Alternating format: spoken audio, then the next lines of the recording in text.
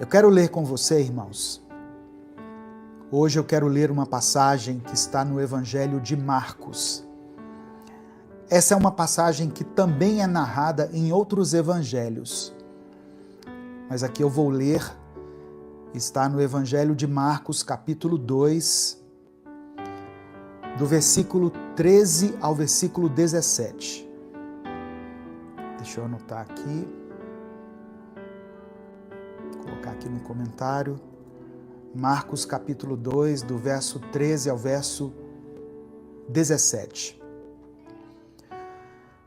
Diz assim: Jesus saiu outra vez para a beira-mar. Uma grande multidão aproximou-se e ele começou a ensiná-los.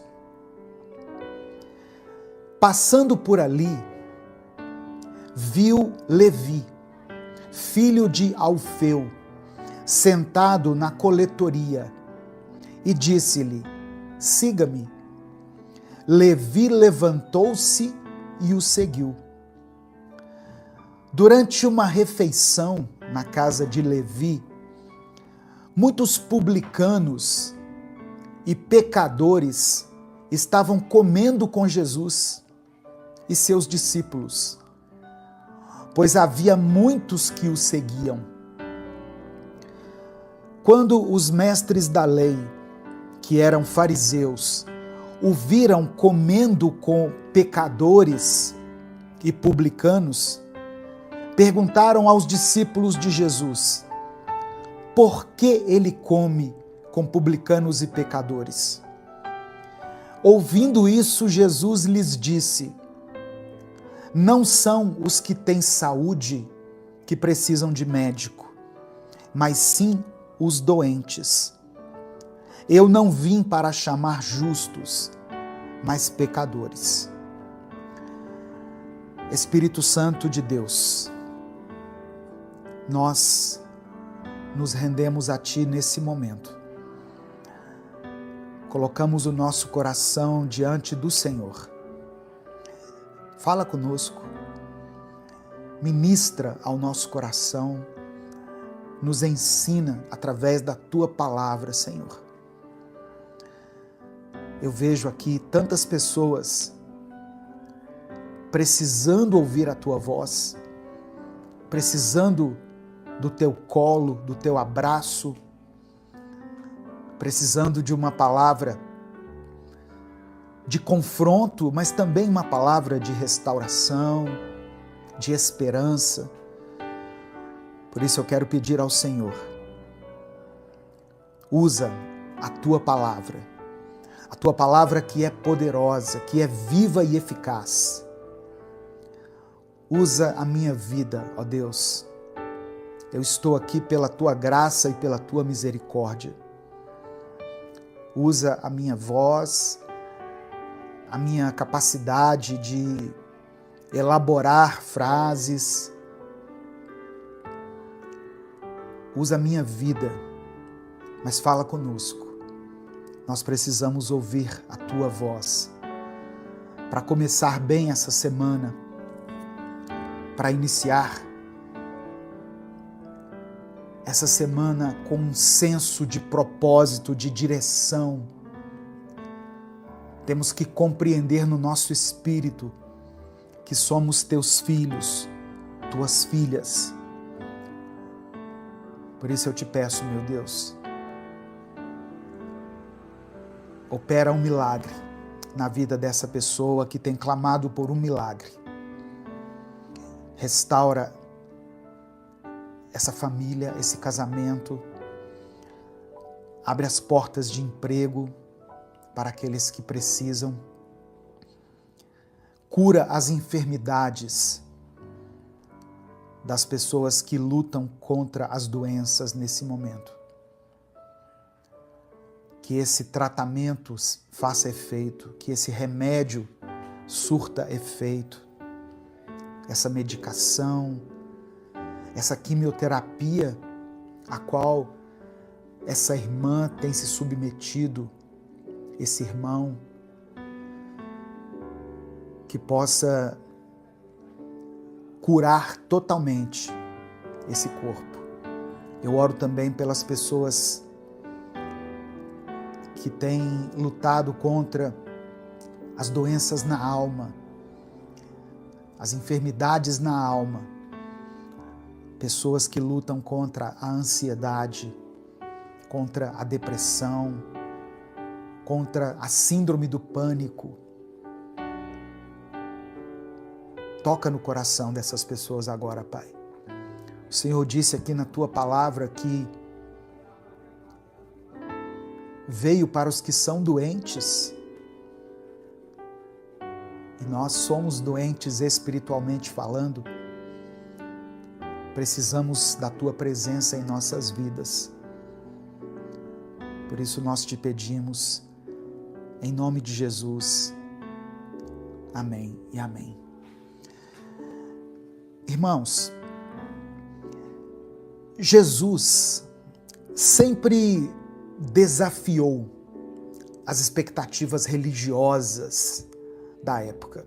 Jesus quebra os padrões da religiosidade que predominava na época dele. Jesus não só ensinou com autoridade. O texto bíblico diz que ele ensinava com autoridade.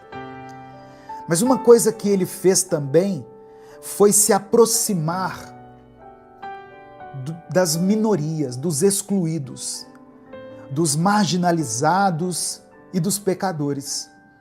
Jesus se aproximou dos pecadores e não só se aproximou, conversou com eles, tocou neles, assentou-se à mesa com eles.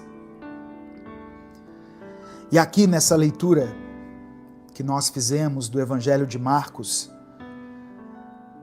nós percebemos aqui um dos momentos mais impactantes do ministério de Jesus. O chamado de Levi, que também é conhecido por Mateus. Quem era Levi? Quem era Mateus? Um cobrador de impostos. Um cobrador de impostos. Alguém talvez envolvido com a corrupção, porque os cobradores de impostos eram conhecidos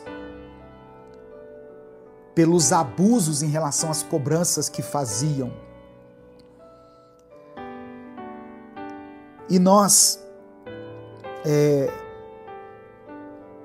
além de vermos aqui nessa passagem que foi lida, o chamado de Levi, nós vemos a repreensão que Jesus faz aos fariseus, afirmando que ele, Jesus, veio para os doentes e os pecadores, e não para os justos. Então, essa passagem, ela vai nos ensinar hoje, eu quero aprender assim, junto com você, de uma forma bem breve, nós vamos aprender sobre a graça, o amor e o verdadeiro propósito da vinda de Cristo ao mundo. Amém? Antes de continuar, eu quero pedir algo muito importante. Eu quero pedir que você dê o like nesse vídeo. A paz do Senhor, irmãos. Se esse vídeo chegou até você, eu creio que isso não foi por acaso. Talvez Deus esteja te chamando para dar um próximo passo na sua caminhada de fé. Meu nome é Edivaldo Oliveira, eu sou pastor, teólogo, escritor e conferencista. Eu também sou o criador do canal Minuto com Deus, que está no ar há mais de 10 anos. Há muito tempo eu tenho observado uma coisa: pessoas que amam a Deus, mas que vivem cansadas, ansiosas e sobrecarregadas em áreas importantes da vida.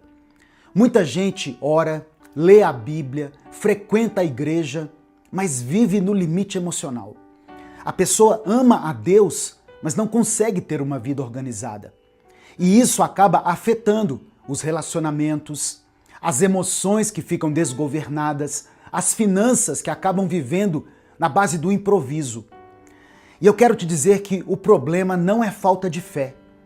Jesus disse em João 10, no versículo 10, que veio para nos dar vida e vida em abundância. Vida abundante não é uma promessa vazia, é o resultado de uma vida alinhada aos princípios de Deus. Deus é um Deus de ordem, de processo e de crescimento. E foi pensando nisso que nasceu o método Vida Abundante. É um treinamento prático, estruturado e bíblico, criado para te ajudar a alinhar sua vida espiritual, emocional, relacional e financeira à vontade de Deus. Não é autoajuda, é Bíblia aplicada à vida real. Dentro do método, você vai aprender a fortalecer sua vida espiritual, governar melhor suas emoções, construir relacionamentos saudáveis, organizar sua vida financeira com princípios bíblicos. Tudo isso de forma clara, prática e no seu ritmo. Eu não estou te prometendo uma mudança instantânea, não é fórmula mágica, mas você pode viver uma transformação consistente à medida em que você aplica os conhecimentos do método. Quando a raiz do problema é tratada, os frutos aparecem. Mais clareza, mais paz, mais direção, mais equilíbrio. Se enquanto você me ouvia, alguma coisa falou forte aí dentro do seu coração, não ignore. Logo abaixo desse vídeo tem um link para você se inscrever no Método Vida Abundante. Clica nesse link, faça sua inscrição e comece hoje mesmo essa jornada de crescimento e transformação. Que Deus te abençoe ricamente. Eu espero caminhar com você nessa jornada. Evangelho de Marcos, capítulo 10, do 17 ao 22. Quando Jesus ia saindo, um homem correu em sua direção e se pôs de joelhos diante dele. E lhe perguntou: Bom mestre, que farei para herdar a vida eterna? Respondeu-lhe Jesus: Por que você me chama bom? Ninguém é bom a não ser um, que é Deus. Você conhece os mandamentos. Não matarás, não adulterarás, não furtarás, não darás falso testemunho, não enganarás ninguém, honra teu pai e tua mãe. E ele declarou: Mestre, a tudo isso tenho obedecido desde a minha adolescência. Ou seja, eu já faço tudo isso aí, Jesus. Desde jovem que eu já pratico os mandamentos. Jesus olhou para ele e o amou. Jesus disse assim: olha, falta-lhe uma coisa, disse ele. Vá, venda tudo o que você possui e dê o dinheiro aos pobres, e você terá um tesouro no céu. Depois, venha e siga-me. Deixa eu só conferir aqui se a transmissão está ok. Ok. Porque às vezes a transmissão, o sinal da internet cai aqui, né? E eu não fico sabendo, eu só vejo depois aqui. Mas aqui eu tô vendo, tá tudo normal. Então, verso 21. Jesus olhou para ele e o amou. Falta-lhe uma coisa, disse ele. Vá, venda tudo o que você possui e dê o dinheiro aos pobres, e você terá um tesouro no céu. Depois venha e siga-me. Diante disso, ele, o jovem, ficou abatido e afastou-se triste, porque tinha muitas riquezas.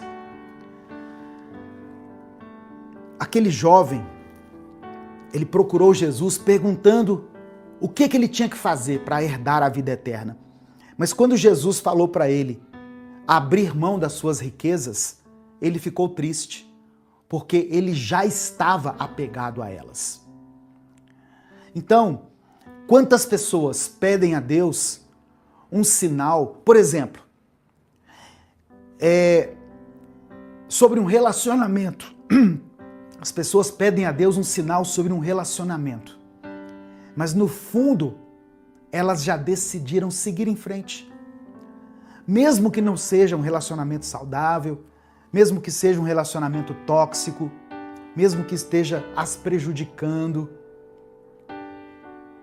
atrapalhando a intimidade delas com Deus. Muitas vezes, um relacionamento que as leva para a fornicação, para um ato sexual ilícito. As pessoas pedem direção, mas elas não querem obedecer. Ou as pessoas pedem direção em relação a um negócio, a um projeto. É um negócio meio estranho aqui, pastor. Tem uma coisinha aqui que é fora da lei, mas assim, é um negócio que vai me prosperar muito, mas tem esse aspecto aqui que eu vou ter que dar uma sonegada em um imposto, eu vou ter que fazer uma maracutaia. Mas eu queria que o senhor consultasse a Deus aí, que o senhor orasse. Amém, irmãos? Eu vou orar, mas a pessoa já sabe a resposta. Ela mesma já falou que o negócio é meio esquisito. A própria pessoa já falou que o relacionamento é destrutivo. Teve uma vez, eu já contei isso aqui outras vezes, teve uma vez que uma moça veio até nós, até mim, a minha esposa, e falou assim: eu queria que vocês orassem pelo meu relacionamento. E ela estava com o braço quebrado. Eu não vou falar o nome aqui, né? Porque isso já tem muito tempo. Eu falei: amém, vamos orar. Mas o que aconteceu com seu braço? Ah, ele, o namorado, né, quase noivo, ele foi me balançar assim pelo braço no momento que a gente estava discutindo e acabou quebrando meu braço. Irmãos, o sinal já estava ali evidente. Deus já estava falando com ela, através daquela dor, daquele braço quebrado, que aquele relacionamento não ia dar certo. Como não deu certo? Como não foi para frente? E a pessoa ainda queria uma oração, sabe? Para confirmar. Então, não deixe que a sua vontade seja maior do que a vontade de Deus. Não deixe que a sua ambição, os seus anseios prevaleçam sobre o propósito que Deus tem para a sua vida. Se você está entendendo isso, diga amém. Se essa mensagem está testificando no seu coração, diga amém. Escreva aqui nos comentários: amém, eu recebo. Aproveita que você vai escrever e dá o seu like aqui no vídeo. Você que está aí no Instagram, clica aí no coraçãozinho, dê o seu joinha. Isso ajuda também a mensagem a alcançar mais pessoas. Amém? Se você está chegando aqui hoje, se inscreva no canal. Nós postamos vídeos com reflexões bíblicas e orações todos os dias aqui. Segunda coisa que eu quero destacar aqui nesse texto é que Deus nos chama para confiar nele, mesmo num cenário de medo. Aqui no verso 7 de Jeremias 42, vem a resposta de Deus. 10 dias depois, veio a resposta de Deus. Qual que era a resposta? Eles deveriam permanecer em Judá, ainda que parecesse perigoso, porque se eles permanecessem, Deus os abençoaria e Deus os ajudaria a reconstruir Jerusalém. É isso que Jeremias respondeu para o povo. Fugir para o Egito parecia ser o caminho mais seguro. Só que seria o caminho para a espada, para a fome e para a peste. Se o Espírito Santo falou com você através dessa palavra, dê o like no vídeo, se inscreva no canal e ative as notificações. Quer assistir a mensagem completa? Clique aqui no link que está na descrição do vídeo.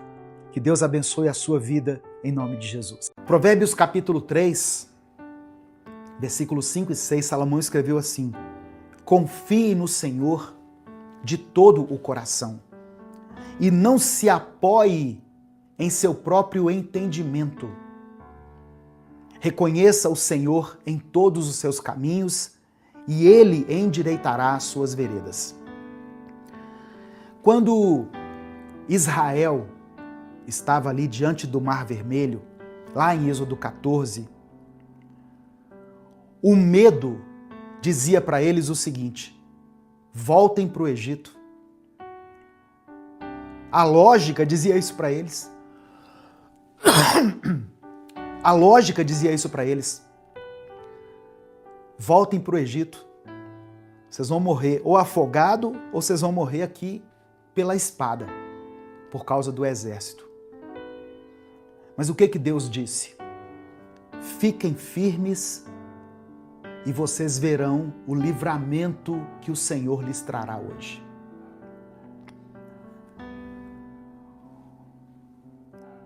O perigo de buscar refúgio fora da vontade de Deus.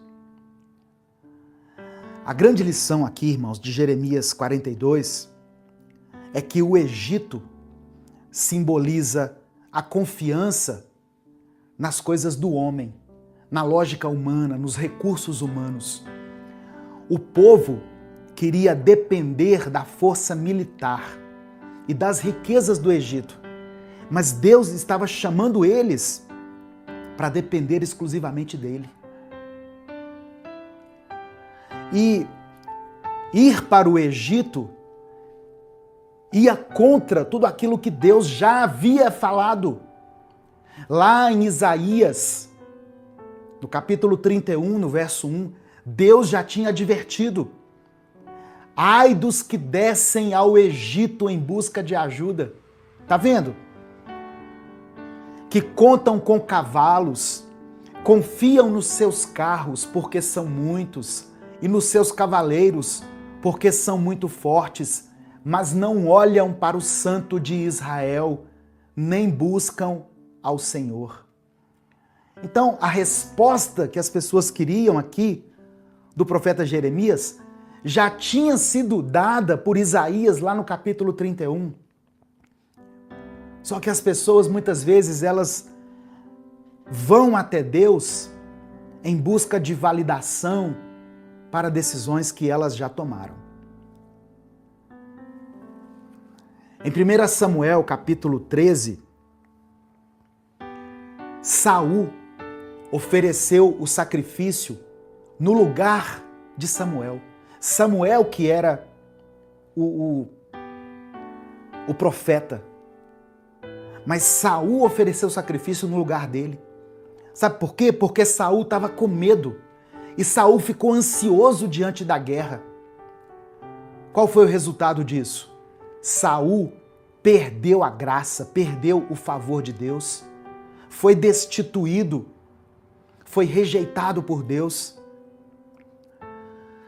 Quem busca refúgio só nas coisas humanas, no dinheiro, nos contatos, quem busca apoio somente nessas coisas, mas não consulta a Deus, essa pessoa pode até ter um alívio assim, momentâneo, mas ela vai perder a paz verdadeira.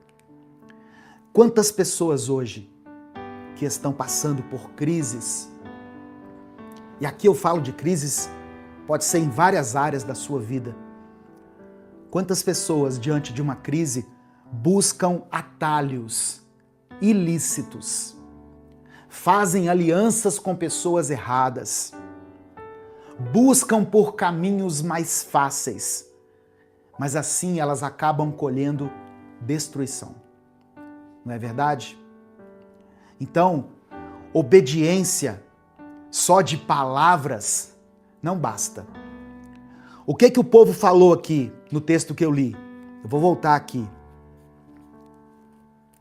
Vou voltar lá no texto inicial, que é Jeremias 42. Eu vou ler só o versículo 6. Olha só. Quer seja favorável ou não, obedeceremos ao nosso Deus, a quem o enviamos. Isso é o povo falando para o profeta Jeremias. Jeremias, pergunta para Deus para onde nós devemos ir, e a resposta que Deus der, nós vamos obedecer. Eles falaram aqui, irmãos, quer seja favorável ou não, obedeceremos ao Senhor, o nosso Deus. Só que na mente deles já havia uma decisão de ir para o Egito. Deixa eu voltar aqui. Logo depois, no verso 43, eles rejeitam a palavra de Jeremias e descem para o Egito. Tiago, capítulo 1, verso 22, diz que nós devemos ser praticantes da palavra e não apenas ouvintes, enganando-nos a nós mesmos. O profeta Jonas tentou fugir para a cidade de Tarsis, mesmo depois de ouvir claramente aquilo que Deus queria dele. O que Deus falou para Jonas? Vai para Nínive. O que Jonas decidiu no coração? Eu vou para Tarsis. Muitas pessoas falam assim, seja feita a tua vontade. Não é verdade? Nós não oramos assim? A oração do Pai Nosso, nós falamos isso com Deus? Seja feita a vossa vontade, seja feita a tua vontade, Senhor. Só que como que nós vivemos na prática? Seja feita a minha vontade. É isso que acontece, na maioria das vezes. No final dessa mensagem eu vou orar por você. Por isso escreva aqui nos comentários o seu pedido de oração. Se o Espírito Santo falou com você através dessa palavra, dê o like no vídeo, se inscreva no canal e ative as notificações. Quer assistir a mensagem completa? Clique aqui no link que está na descrição do vídeo. Que Deus abençoe a sua vida em nome de Jesus.